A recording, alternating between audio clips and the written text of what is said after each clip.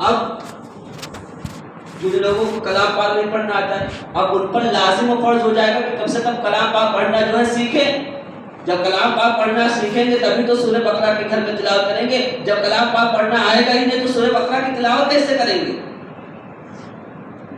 اور یہ کلام پاک کوئی صرف ایسی چھوٹی موٹی کتاب نہیں ہے کہ یہ صرف کتاب، بلکہ یہ پورا جو ہے دستور عمل ہے، لاہ عمل ہے۔ انسان کی زندگی صرف انسان ایک جگہ سے نہیں بلکہ پوری دنیا کے مسائل سے جو ہے کلام پاک گفتگو کرتا ہے، اس کے اندر اتنا پاور ہے۔ تو الف لام میم یہ حروف مقطعات اس کو کہتے ہیں۔ اس کا معنی اللہ کے رسول جناب محمد رسول اللہ صلی اللہ علیہ وسلم نے کسی کو نہیں بتایا، اسی لیے کوئی جانکار نہیں ہے اس کو۔ ذالک الکتاب لا ریب فیہ،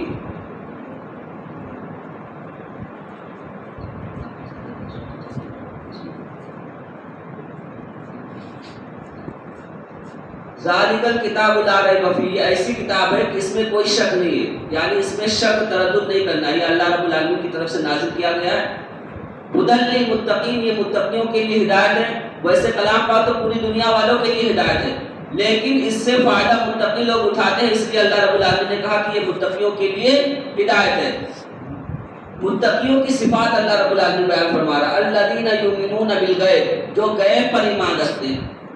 ہم نے اللہ کو نہیں دیکھا، ہمارا ایمان۔ ہم نے تو رسول اللہ صلی اللہ علیہ وسلم کو نہیں دیکھا، ہمارا ایمان۔ اور اس کے بعد ہم جنت کو نہیں دیکھے، جہنم کو نہیں دیکھے، عذاب قبر کو نہیں دیکھے، ہمارا ایمان۔ تو متقیوں کی پہلی صفات ہے یؤمنون بالغیب۔ یہ ایمان بالغیب جتنا ٹھوس ہوگا اتنا ہی انسان نیک اعمال صالحہ کرے گا، اور جتنا ایمان بالغیب کمزور ہوتا جائے گا انسان اتنا ہی نیک اعمال سے دور ہوتا چلا جائے گا۔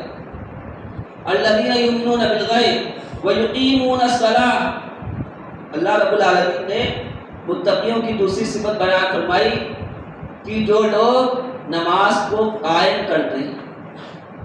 اب فرض نمازیں ہیں 5 ہوتی، تو اس کو جماعت کے ساتھ پڑھنا ہے، الا یہ کہ کوئی شرعی عذر ہو، انسان بیمار ہے مسجد تک نہیں آ سکتا، یا کسی شرعی عذر، نیند کو بھی مانا گیا ہے کہ انسان کبھی کبھار سو گیا اٹھ نہیں سکا، لیکن کبھی کبھار، ہمیشہ کا نہیں، جو کبھی بھول مطلب سو گیا تو اس کو شرعی عذر میں رکھا گیا، لیکن کبھی کبھار، ہمیشہ کا معمول نہیں ہونا چاہیے۔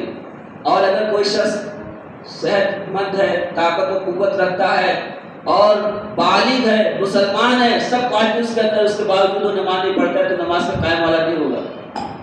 ہم نے تراویح کی نماز پڑھی، تراویح کی نماز میں اتنے لوگ موجود ہیں، خوشی کی بات ہے، اتنے لوگ جتنے موجود ہیں اس سے زیادہ موجود ہیں، ہمیں خوشی کی بات ہے، لیکن اتنی ہی تعداد جتنی تراویح میں تھی اتنی ہی تعداد عشاء کی نماز میں بھی مطلوب ہے، اتنی ہی تعداد فجر کی نماز میں بھی مطلوب ہے، اتنی ہی تعداد ظہر کی نماز میں بھی مطلوب ہے، اتنی ہی تعداد عصر کی نماز میں بھی مطلوب ہے، اتنی ہی تعداد مغرب کی نماز میں بھی مطلوب ہے۔ یہ جو نمازیں ہیں 5 وقت کی، یہ تراویح کی نماز سے زیادہ افضل ہے۔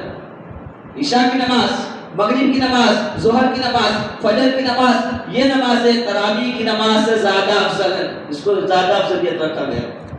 تراویح کی نماز کی بھی اہمیت ہے۔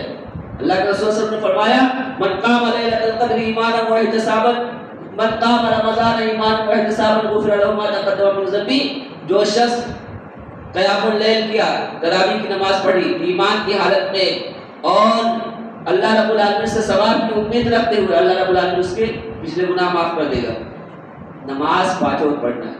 وَيُقِيمُونَ الصَّلَاةَ وَمِمَّا رَزَقْنَاهُمْ يُنْفِقُونَ، ہم نے جو روزی دے رکھی ہے اس روزی میں سے خرچ کرو، اس میں جو زکوٰۃ بھی آ گیا، اس میں جو ہے نفلی صدقہ خیرات بھی آ گیا، اس میں یہاں تک کہ جو ہم اپنے اوپر خرچ کرتے ہیں یہ بھی شامل ہے، اپنے ماں باپ پر خرچ کرتے ہیں وہ بھی شامل ہے، اپنے بیوی پر خرچ کرتے ہیں وہ بھی شامل ہے، اپنے بچوں پر خرچ کرتے ہیں وہ بھی شامل ہے۔ حلال ذرائع سے جہاں جہاں ہم خرچ کریں گے تمام جگہوں پر ہمیں جو ہے ثواب ملے گا۔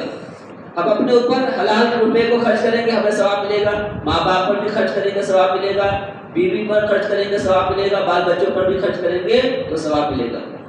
تو مومن متقیوں کی پہلی صفت ایمان مل گئے، دوسری صفت نماز قائم کرتے ہیں، تیسری صفت ہم نے جو روزی دے رکھی ہے اس میں سے خرچ کرتے ہیں، والذین یؤمنون بما انزل الیک وما انزل من قبلک، چوتھی صفت ہم نے آپ سے پہلے جو کتابیں نازل کی ہیں ان کتابوں پر ایمان رکھتے ہیں، اور آپ پر جو کتاب نازل کی ہے اس پر بھی ایمان رکھتے ہیں، یعنی کلام پاک پر ایمان ہے، اور تورات پر بھی ایمان ہے، زبور پر بھی ایمان ہے، انجیل پر بھی ایمان ہے۔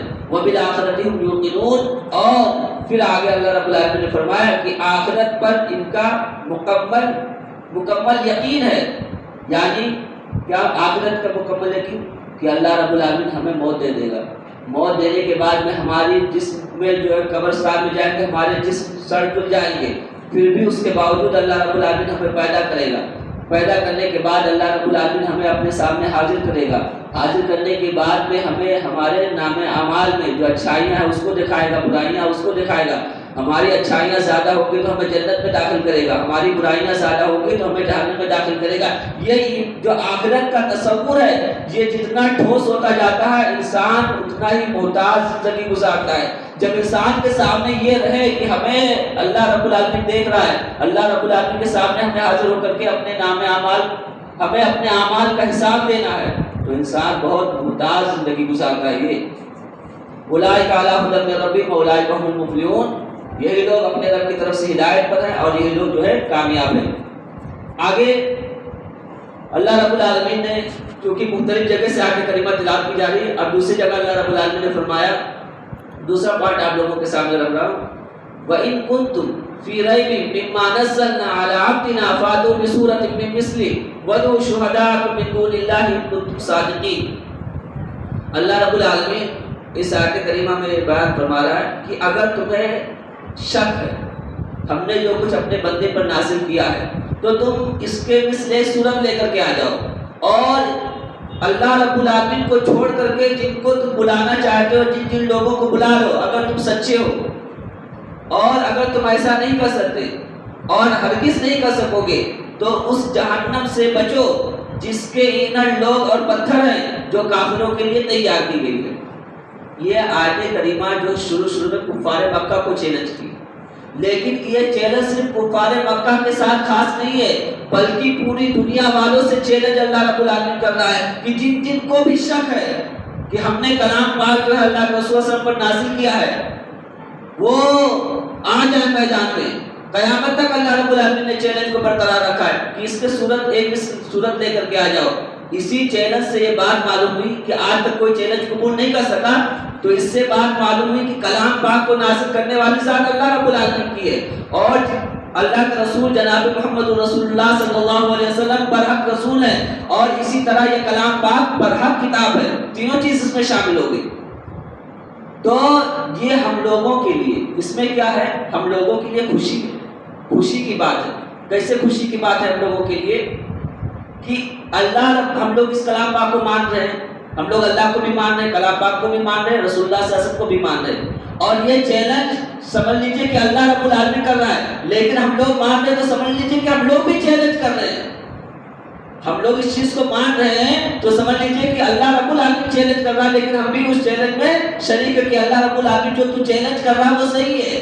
اب اس کا جواب کوئی نہیں لا پا رہا ہے تو سمجھ لیجئے کہ جو مخالف لوگ ہیں وہ کس پر ہیں، ناحق پر ہیں، اور ہم لوگ حق پر ہے۔ عیسیٰ کے طریقے سے یہ بات بھی معلوم ہوئی، اور اگر اس کو اللہ رب العالمین نے فرمایا کہ تم لا نہیں سکتے، تمہارے لیے ایک راستہ ہے کہ تم اسلام کو قبول کر لو، اور اگر اسلام کو قبول نہیں کرو گے تو پھر سمجھ لینا کہ تمہیں ہم جہنم میں ڈال کر کے رکھیں گے، کیونکہ اب جب تم اس چیلنج کو قبول نہیں کر رہے ہو تو اس کا مطلب ہوا کہ تمہیں ماننا پڑے گا، اور اگر نہیں مانو گے تو ہم تمہیں جہنم میں داخل کریں گے۔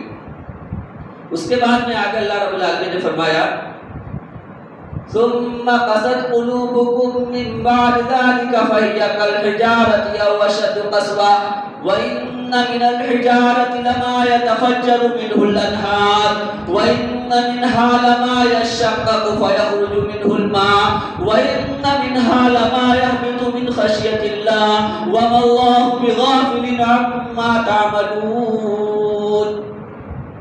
اللہ رب العالمین نے فرمایا کہ اس کے بعد تمہارے دل بہت سخت ہو چکے، تمہارے دل تو اتنے سخت ہو چکے ہیں جیسے کہ پتھر سخت ہوتا ہے، اور اللہ رب العالمین نے فرمایا کہ پتھر ہی نہیں بلکہ تمہارے دلوں کی سختی پتھر سے بھی زیادہ سخت ہے۔ اللہ رب العالمین کہہ رہا ہے کہ پتھروں میں سے بعض پتھر ایسے ہیں جن سے پتھروں سے نہریں نکل پڑتی ہیں، پتھروں میں سے نہریں نکل پڑتی ہے، یعنی پتھر پھٹتا ہے اور پھر پانی نکلتا ہے، وہ پانی نہروں کی شکل اختیار کر لیتا ہے۔ اور بعض پتھر ایسے ہیں جو پھٹتے ہیں تو وہ وَإِنَّ مِنْهَا لَمَا يَشَّقَّقُ فَيَخْرُجُ مِنْهُ الْمَاءُ، وہ نہر کی تو صورت اختیار نہیں کرتے لیکن پانی کی صورت اختیار کر لیتے، نہر سے چھوٹے ہوتے ہیں۔ اور پتھروں میں سے بعض پتھر ایسے ہیں جو اللہ رب العالمین کے خوف سے، اللہ رب العالمین کے ڈر سے اپنی جگہ کو چھوڑ دیتے ہیں، گر پڑتے ہیں، اور تم لوگ جو کام کر رہے ہو اللہ اس سے غافل نہیں ہے۔ کیا معلوم ہوا؟ اللہ رب العالمین فرما رہا ہے کہ تمہارے سامنے، اور ہم لوگوں کے دل واقعی تو سخت ہو چکے، اس میں کوئی شک کی بات نہیں ہے، کوئی بھی شک کی بات نہیں۔ ہمارے سامنے کلام پاک کی آیتیں تلاوت کی جاتی ہیں، رسول اللہ صلی اللہ علیہ وسلم کے فرامین پڑھے جاتے ہیں، سنتے کس لیے ہیں؟ اللہ رب العالمین معاف فرمائے، سنتے کس لیے؟ کان کی چاشنی کے لیے، کہ جو عالم تقریر کر رہا ہے اس کے تقریر کرنے کا انداز کیا ہے، وہ کتنے اچھے سے اپنے الفاظ کو پیش کر رہا ہے۔ یہ آیا ہم لوگ خود جتنے بیٹھے رہتے ہیں وہ عالموں کو نمبر دیتے ہیں کہ کون عالم اچھی تقریر کیا، کون عالم اچھی تقریر نہیں کیا۔ ہمیں اس بات پر نہیں جانا چاہیے، عالم کے انداز بیان پر نہیں جانا چاہیے، اس سے پہلے ہمیں کس چیز پر جانا چاہیے کہ عالم جو بول رہا ہے وہ بول کیا رہا ہے، اس کے الفاظ کے تحت جانے کی کوشش کرنا چاہیے، اس کے زبان کی قوت پر، اس کے زبان کے بولنے کے انداز پر، اس کو اٹریکٹ کرنے کے انداز پر، اس پر نہیں جانا چاہیے۔ جانا کس چیز پر چاہیے؟ غور سے سننا چاہیے کہ بول کیا رہا ہے، اس کے زبان سے کیا نکل رہا ہے، وہ نکلنے والے الفاظ کو اپنے کان میں ڈالنا چاہیے۔ ہم کسی کی تقریر سنتے صرف چاشنی کے لیے سنتے، تو چاشنی کے لیے سنو، عمل کرنے کی نیت سے سنو، اور بتانے والا یہ سوچے کہ ہم کو بھی عمل کرنا ہے، بتانے والے پر بھی ضروری ہے کہ عمل کرنے کی نیت سے بتائے، سننے والے پر بھی ضروری لازم ہے کہ وہ عمل کرنے کی نیت سے سنے۔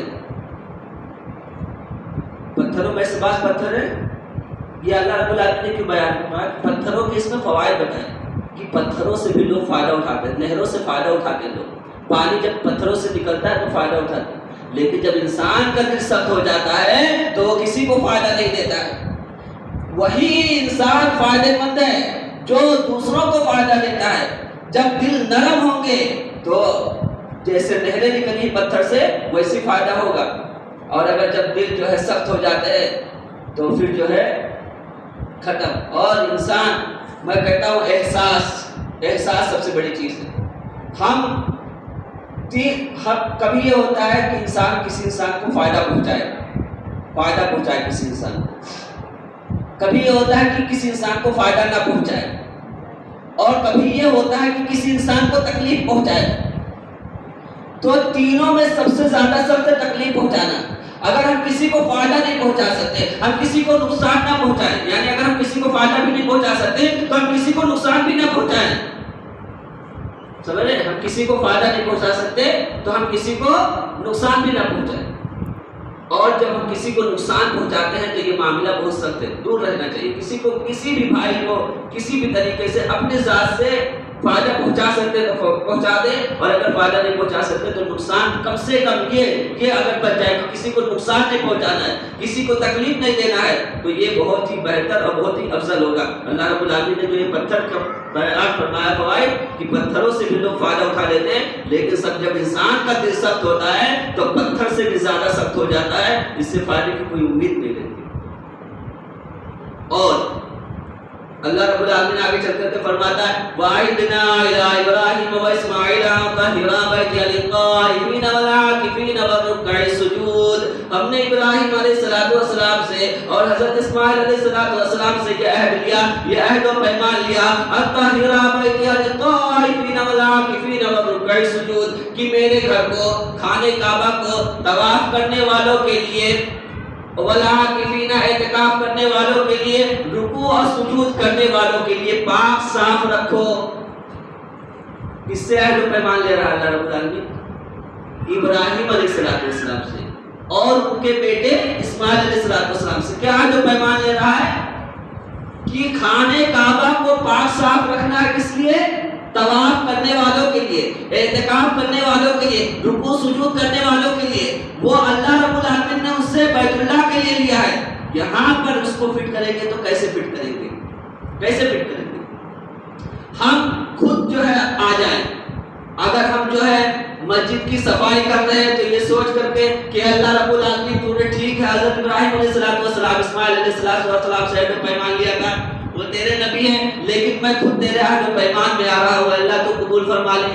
میں خود جو ہے چل کر کے تیرے عہد و پیمان میں آ رہا ہوں، میں جو ہے مسجد کو صاف ستھرا کر دے رہا ہوں، میں مسجد میں جھاڑو لگا دے رہا ہوں، میں مسجد کی دیکھ بھال کر لے رہا ہوں۔ جو شخص بھی مسجد کی دیکھ بھال کرتا ہے وہ بہت اللہ رب العالمین اس کو بہت ثواب دیتا ہے۔ ابراہیم علیہ السلام اسماعیل علیہ السلام کو چنا کہ صاف ستھرا رکھے، اور اس میں یہ بات بھی شامل ہے کہ کسی کو شرک وغیرہ نہ کرنے دیں۔ مفسرین نے یہ بات بھی بیان فرمائی کہ اس خانہ کعبہ کے اندر کسی کو شرک نہ کرنے دیں، دونوں چیزیں، یعنی ظاہری صفائی اور باطنی بھی۔ اچھا جو بات ہے وہ یہ، ہم لوگ جو ہے مسجد کی صفائی کرتے ہیں، مسجد کو صاف ستھرا رکھتے ہیں، یقین مانو کہ اللہ رب العالمین ایسے لوگوں کو چنتا ہے۔ سب کو اللہ رب العالمین مسجد کی صفائی کے لیے نہیں چنتا ہے، سب کو کیوں؟ ارے تو مسجد کو صاف کریے تو کمزور لوگوں کا کام ہے سماج میں، ہم تو مالدار ہیں، وہ ہے ٹھیک ہے، بنتے رہو۔ جو لوگ مسجد پہ جھاڑو لگاتے ہیں، جو مسجد کی صفائی کرتے ہیں، ان کو اللہ رب العالمین چنتا ہے۔ چلیے اسی چیز کو ایک چیز پر اور پروف کر دیتا ہوں میں۔ صحیح بخاری میں روایت موجود ہے، حضرت ابو ہریرہ رضی اللہ تعالیٰ عنہ کہتے ہیں کہ اللہ کے رسول جناب محمد رسول اللہ صلی اللہ علیہ وسلم نے فرمایا کہ مسجد نبوی میں ایک کالا مرد یا کالی عورت، حضرت ابو ہریرہ رضی اللہ تعالیٰ عنہ کو شک ہو گیا ہے، کالا مرد یا کالی عورت جھاڑو دیا کرتا تھا۔ تو جب اس کی وفات ہو گئی، کیونکہ وہ غریب شخص تھا، کوئی بہت اس کو اہم نہیں سمجھا گیا، رسول اللہ صلی اللہ علیہ وسلم دیکھتے تھے کہ مسجد نبوی میں جھاڑو لگا رہا ہے، جو بھی کر رہا ہے۔ جب وفات ہو گئی، کئی دنوں تک نہیں دیکھا اللہ کے رسول صلی اللہ علیہ وسلم نے، تو صحابہ کرام سے پوچھا کہ یہ دکھائی نہیں دے رہا جو جھاڑو لگاتا تھا یہاں پر؟ تو صحابہ کرام نے کہا اللہ کے رسول جناب محمد رسول اللہ صلی اللہ علیہ وسلم کی وفات ہو چکی ہے اور ہم لوگ جو ہے دفن وفن بھی کر دیے۔ اللہ کے رسول جناب محمد رسول اللہ صلی اللہ علیہ وسلم نے فرمایا کہ تم نے مجھے کیوں نہیں بتلایا؟ انہوں نے کوئی بڑا معاملہ نہیں سمجھا، عام سمجھا، دفن کر دیا۔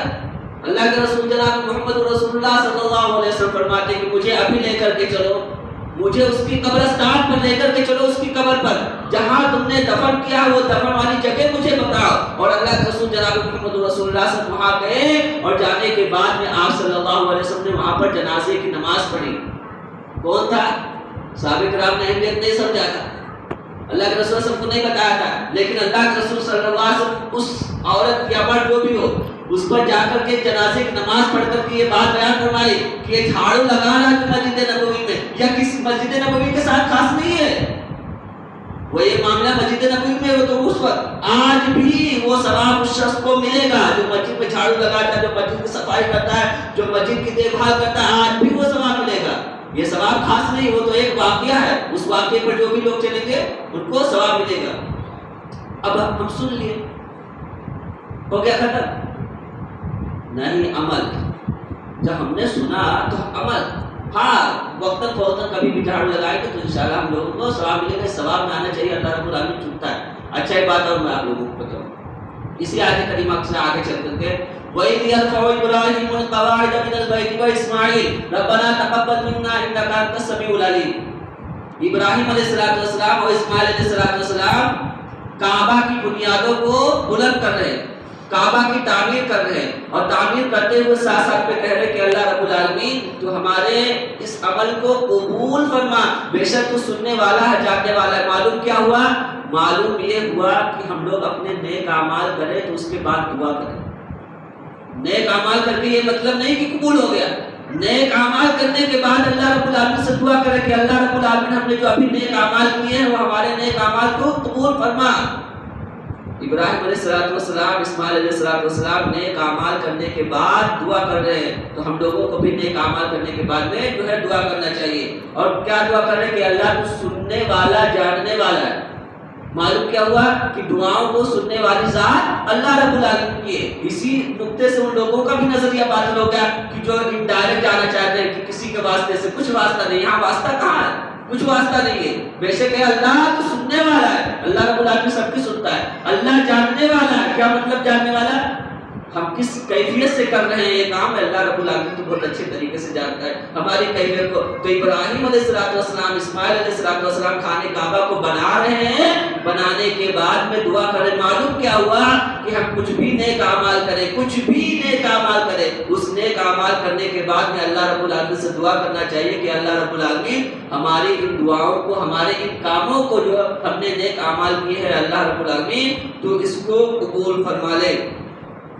اللہ رب العالمین سے دعا ہے کہ اللہ رب العالمین جو ہے ہم لوگوں کو نیک اعمال کرنے کی توفیق عطا فرما, آمین. اور ساتھ ساتھ میں ہم جو نیک اعمال کریں اللہ رب العالمین تو اس کو قبول فرما لے, آمین. اے اللہ رب العالمین ہم نے تراویح کی نماز پڑھی اس کو بھی قبول فرما لے, آمین. اے اللہ ہم لوگوں کے اندر تبدیلی لا دے, ہم لوگوں کے اندر ایسا نہ ہو کہ جو چیز ہمیں پسند آتی ہے.